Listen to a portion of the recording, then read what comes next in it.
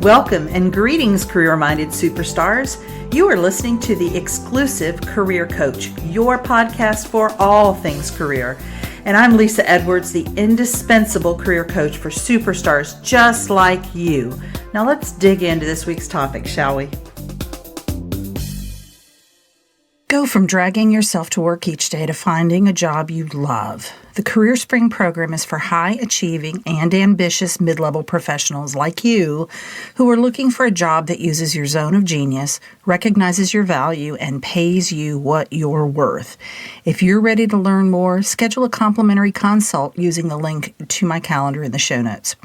Be sure to follow me on Exclusive Career Coaching on Facebook, Lisa Edwards on LinkedIn, and Lisa.Edwards on Instagram.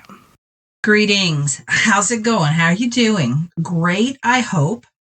Hope you're enjoying a wonderful summer here at least in Northwest Florida, here in Tallahassee. It has rained a whole lot. So I have tried to go to the beach repeatedly and I keep getting thwarted in my efforts because of the weather. Hope you're having a little better luck where you are to get to do the outdoor things you love to do. Today, I want to talk about developing an exceptional work team. And I think this information is useful if you are the one developing the team. And I think it's also useful if you are the one who is in a team. And I want to talk about specifically the stages of group development. I think this is really interesting stuff. Thinking in terms of what is necessary and, for that matter, inevitable for a team to grow, for a team to face up to challenges, tackle problems, find the solutions, plan the work, and deliver the results. This work that I'm going to be talking about today is based on the research of Bruce Tuckman from 1965. And he hypothesized that along with these factors that I just mentioned, interpersonal relationships would create an effective group function, right? So you need those interpersonal relationships as well. And we're going to talk about those. So he identified 4 stages in his research: forming, storming, norming, and performing. And then I think there's one extra that has been kind of added on. I'll talk about that as well. And I'm also going to be talking about, towards the end, what is the primary role that the leader needs to play in each of these stages. It's not the same role for each stage. And so I think that's a very interesting thing to think about. And I'd invite you, those of you who have been in groups and had the same leader throughout a group, what was that like? Did you see that the leader was more effective in certain phases than in others? Or if in fact you had different leaders for different phases of the project, what was that experience like? And were those leaders well suited to the phase that they were working with you on? All right, so first we have forming. So this is the phase where the team meets each other, gets to kind of know each other, learns about the opportunities, the challenges they're going to be facing. And then the team agrees on the goals and begins to tackle the tasks. So at this point, the team members tend to behave quite independently of one another. They haven't congealed and coalesced as a group yet. They may be motivated, but are usually not real informed in terms of the issues and the objectives of the team. So they kind of understand it on a surface level, but they don't really live it yet. They're not coalesced as a team. They're not completely bought in. Team members are usually on their best behavior, but very focused on themselves. What is my role in this? How am I supposed to, what's my measure of success? What are my tasks? And mature team members at this point tend to begin to model appropriate behaviors. So, there's going to be a bit of a difference at this phase with how the team members are becoming part of the group or not.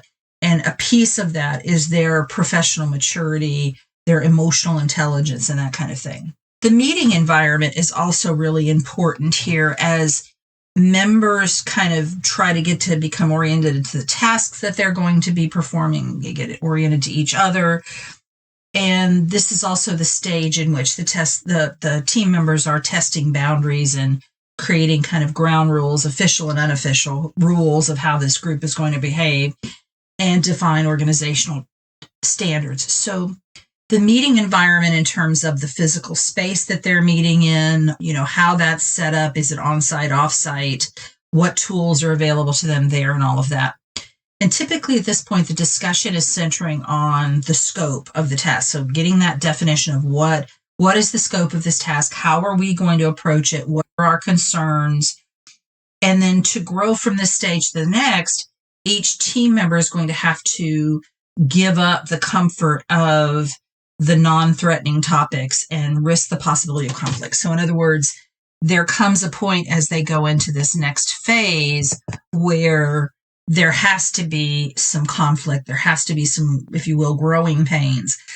And as the group coalesces, part of that coalescing is standing up for what the individual members believe in, and it's not about me. It becomes more about what is right for the team, what is right for the outcome we're trying to achieve, etc.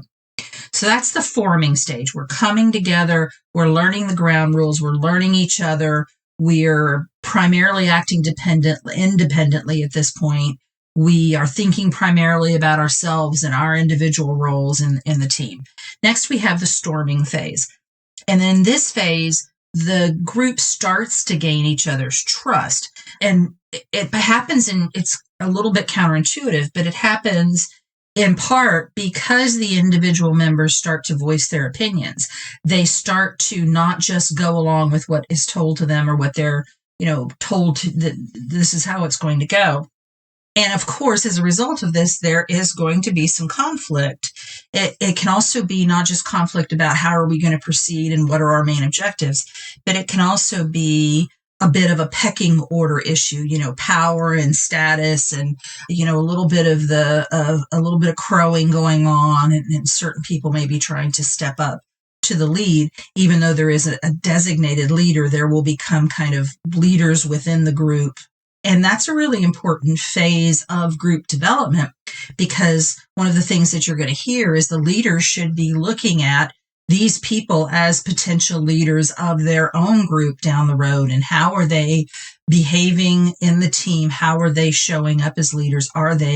Is there material there to work with for a future project? And at this point, the group members are starting to learn about each member's individual work styles, what's it like to work together as a team.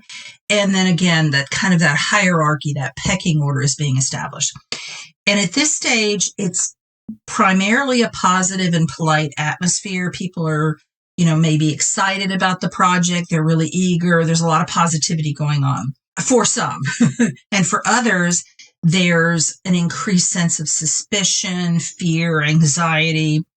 And the leader of the group then has to describe the task to the group, describe the different behaviors to the group, how to deal and handle with complaints. And so you've got this overall, we're kind of working together, but we're going to have some people, if it's a group of any size and any diversity, there are going to be some folks who are maybe anxious about this. They're not really coalescing. And again, one of the leader's jobs is to recognize that before it becomes an issue and bring those people on side.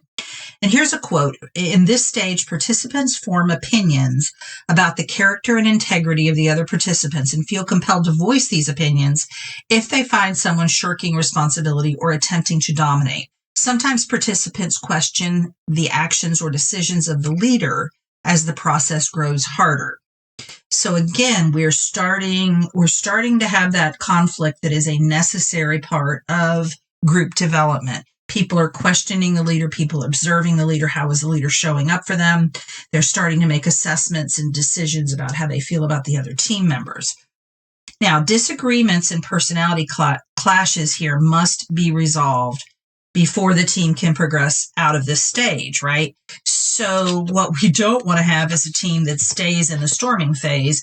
You may have been in a group like this before, and it is obviously not a group that is going to achieve much, and it's probably going to fall apart. So again, that the role of that leader is so important here. In Tuckman's 1965 paper about this, he found that only 50% of the studies identified a stage of intra-group conflict. And some of the remaining studies jumped from stage 1 to stage 3. So they skipped the whole storming phase altogether.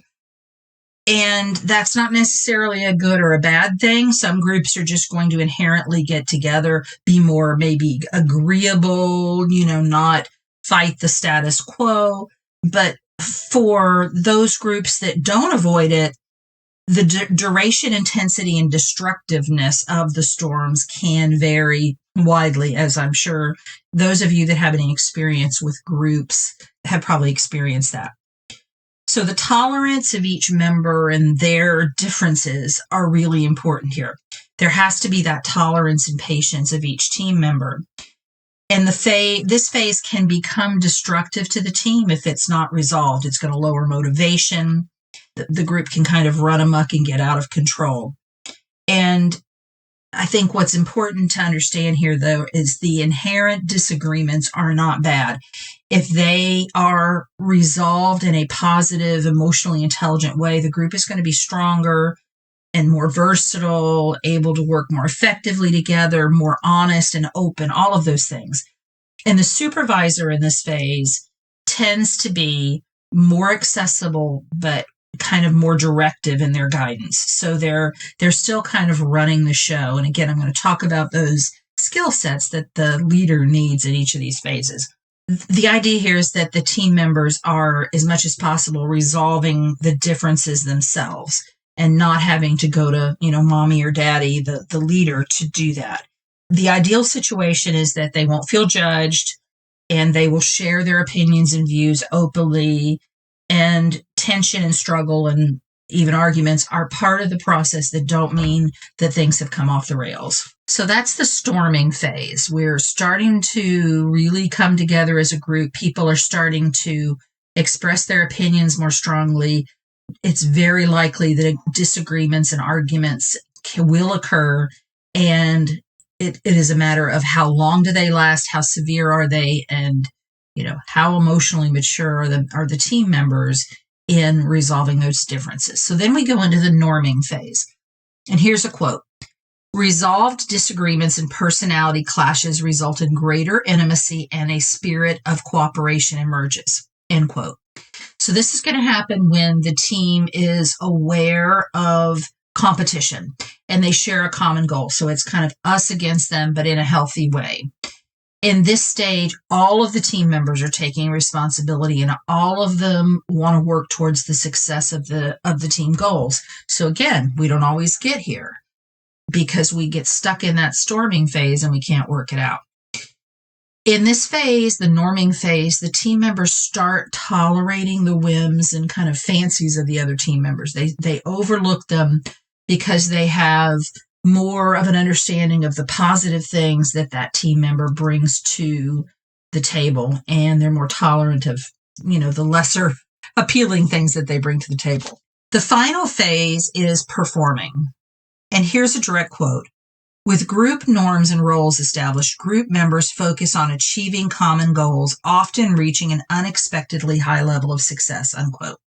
So by this time, the team is motivated, they're knowledgeable, they're competent and autonomous, they're able to handle the decision-making process without the supervisor. So in this role, in this phase, the supervisor's role is more of a participant. It should be, if a stranger walked into the room and sat in on one of their meetings for 30 minutes, it shouldn't be glaringly obvious who the leader of the group is. So everybody's kind of got, their participation in the group. Another thing I think is important to mention here is that even the most high-performing teams are going to revert to earlier stages. So we could be in the performing stage and something kicks us back to the storming stage. We could be in the norming phase and we get kicked back. Maybe some members drop out for whatever reason. We get new members. We find ourselves back in the forming phase. It's also possible that groups can cycle through these phases as they respond to changing circumstances. So the scope of the work changes. Again, team members might change. Something about the organization changes, and they find themselves cycling through. And I think a big place in which the cycling through happens is if a new leader is brought into the group. So in 1977, so about 12 years after he did his initial work, Tuckman added a fifth stage, adjourning.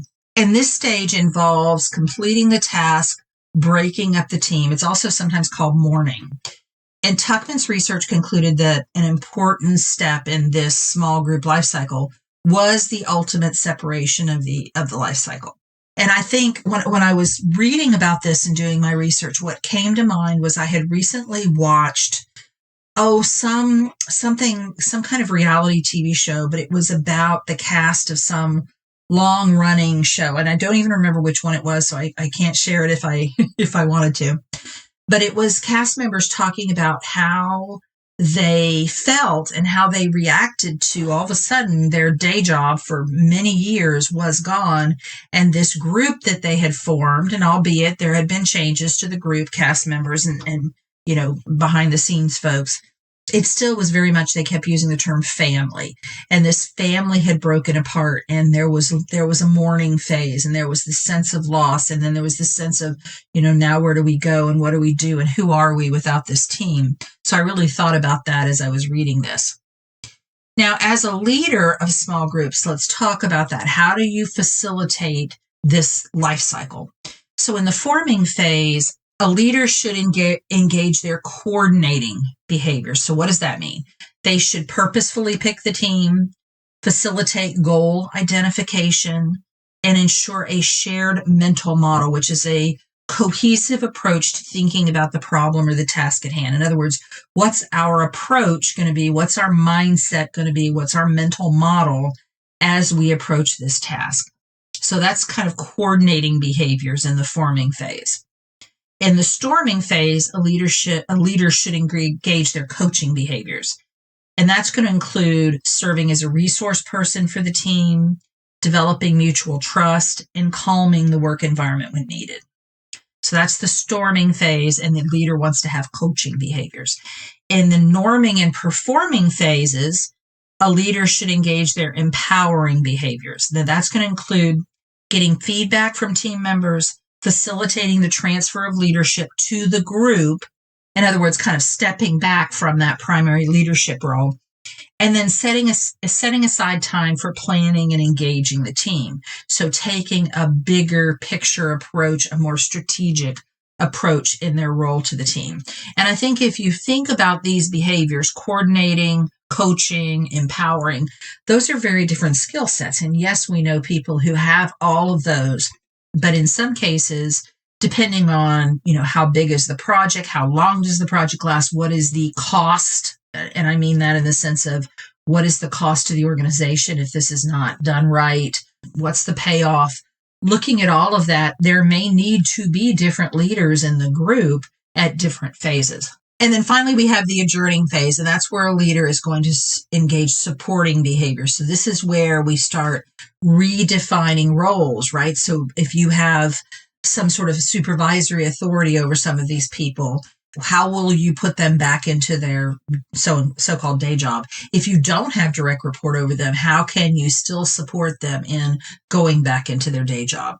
And as I mentioned earlier, kind of creating those future leadership opportunities. So really identifying those people who stood out as having leadership potential, being on a leadership path within the organization, and how can you help them with the next step after the group adjourns. I wanted to take a few minutes to outline 3 leadership strategies that I thought would be really helpful with these groups. So number 1, group diversity is everything if you can manage it. And that's a big if. And I think about things from a personality perspective. As I've said on the podcast before, I'm a master practitioner of the Myers-Briggs Type Indicator, the world's most widely used personality inventory. And so I was thinking about this group development from the Myers-Briggs personality perspective. And research has been very clear with the Myers-Briggs in showing that homogeneous groups, so groups that are very similar in personality type, the people in the group, tend to get along better with less conflict.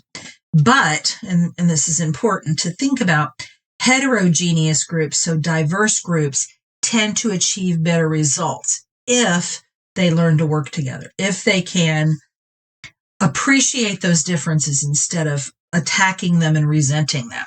So understanding personality type and subsequently bringing together a diverse group in terms of the way they take in information, the way they make decisions, the way they structure themselves, and the way they orient themselves to the outer world, which are the 4 preference pairs of the Myers-Briggs. That's going to ultimately help you get the best possible result. So I always tell people that when I was hiring folks in higher ed, I didn't want to hire mini me's, because the things that I liked and were good at doing would be the same things that my mini me would like to do and probably was good at doing. I wanted somebody who was pretty different from me, whose strengths would be my weaknesses, and the opposite true as well. And we could complement each other better. So that's what we're really talking about here. So number 1, group diversity is everything if you can manage it. Number 2, striking a balance between decisiveness and inclusivity. This concept was brought home to me by a client recently that I was working with, and he was telling me kind of his leadership style. And I said, so you're inclusive and decisive. And he's like, bingo, that's right on. So here's what's going to happen. If you're not decisive enough, your team is going to run over you. But if you're dictatorial, they're going to rebel against you like a bunch of teenagers, right? So your challenge is to find the ideal balance in there between getting input so all of the members feel heard and their opinions valued, and making the necessary decisions that move the group forward. So personality type plays a role with this as well, right? So make sure your introverts are heard. What tends to happen is if you spring a question or a concept or something like that on introverts in a meeting, they're not going to give you their best effort. They're not going to give you their thoughts. They need to process their thoughts about something ahead of time in order to talk about it. They think first and then talk. We extroverts, we talk and then we think. So you want to give them the agenda ahead of time with specific questions or issues that you're going to be bringing up. So your agenda might say, items for discussion, and have a very specific question there. That's going to help you get the best out of your quieter members, because just because they're quieter doesn't mean they don't have every bit as much or more to contribute to the group as the extroverts. And if a lack of decisiveness is one of your weaknesses, you want to establish a time frame for decision making. So for example, you might set a timer in the meeting and say, okay, we're going to discuss this topic for X number of minutes, set the timer. And then when the alarm goes off, you make the decision, whether it's by vote or whether it's by, whatever method you want to use. But and that's a perceiving preference in the Myers-Briggs. If you are a perceiver, you tend to like to keep things open so that you can be more flexible. But typically in projects, there are decisions to be made, and there are time frames within which to work. So you want to decide after that timer goes off. And then the next thing is the next thing, right? We move on. We don't second guess. We don't reevaluate. We don't bring that topic back up unless there's something critical that has happened. We move on. So that's number 2, striking a balance between decisiveness and inclusivity. Number 3, continue to step back gradually. As the team becomes more cohesive, the roles and responsibilities become more clearly defined, and the forward progress starts to accelerate. You want to change your leadership role. And an important skill set here is to know when to step back to more and more of that facilitation support role. When do I really not lead the group at all? I'm more of a facilitator. And I have seen with many leaders that ego can get in the way here. So you want to make sure that you remember this is not about you. This is about the project, the goals, the people that are in the group. You have an amazing opportunity here to develop emerging leaders, to help the team members develop certain skills, and watch synergy happen between people who maybe didn't even know each other before this group formed. So the next step is continue to step back gradually. And then I'm going to give you a bonus one, evaluate your leadership. This is a growth opportunity for you as a leader as well. So it's really important for you to assess your leadership strengths at each of these phases. And you want to do it from a place of not judgment and criticism of yourself, but for self-development, the same way that you would do presumably for one of your team members or a colleague that you care a great deal about. Where could you have handled a situation better? Where were you too fast, too slow to address a problem? Internally, did you find any places where you were resisting a change that maybe would require a different set of skills? So you were resisting change for no reason other than what it was going to mean to you personally.